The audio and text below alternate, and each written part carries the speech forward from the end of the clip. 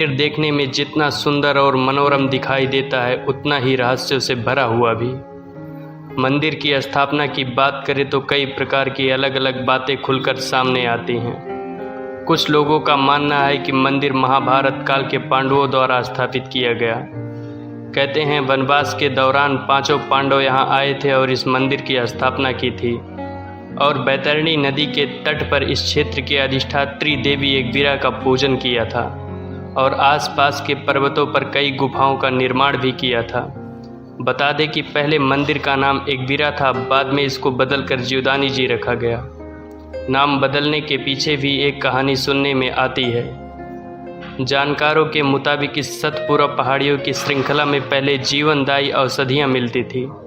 इन औषधियों से लोगों की प्राण रक्षा होती थी, इसलिए एक मान्यता यह भी है कि इसी वजह से एकवीरा माता का नाम जीवदानी पड़ा। तब से लोग इन्हें जीवदानी माता कहने लगे। तो वहीं कुछ लोग मंदिर को शिव पुराण से जोड़कर देखते हैं। जब प्रजापति दक्ष द्वारा भगवान शिव के अपमान पर माता शक्ति ने अपने शरीर को हवन की अग्नि में तर्पण कर दिया था।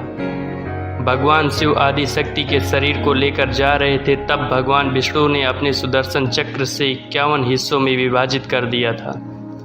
माता आदि शक्ति के टुकड़े जहाँ गिरे थे वह जगह शक्ति पीठ बन गई। जीवदानी माता भी 18 शक्ति पीठों में से एक हैं।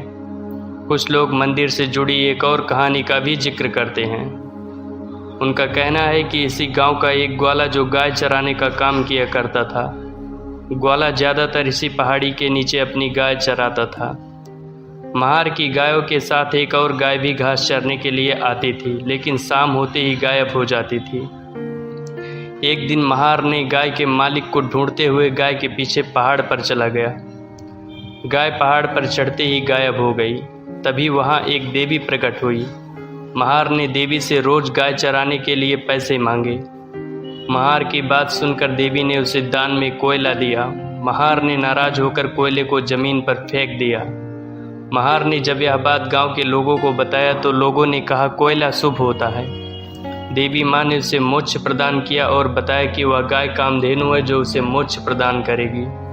अब इन सब बातों में कितनी सच्चाई है ये तो माता ही जाने। कहते हैं करीब 1300 सीढ़ियाँ चढ़ने के बाद दर्शनार्थी माता के मंदिर तक पहुँच जाते हैं। मान्यता यह भी है इस मंदिर में माता के दर्शन करने से सारी मनोकामनाएं पूरी होती हैं।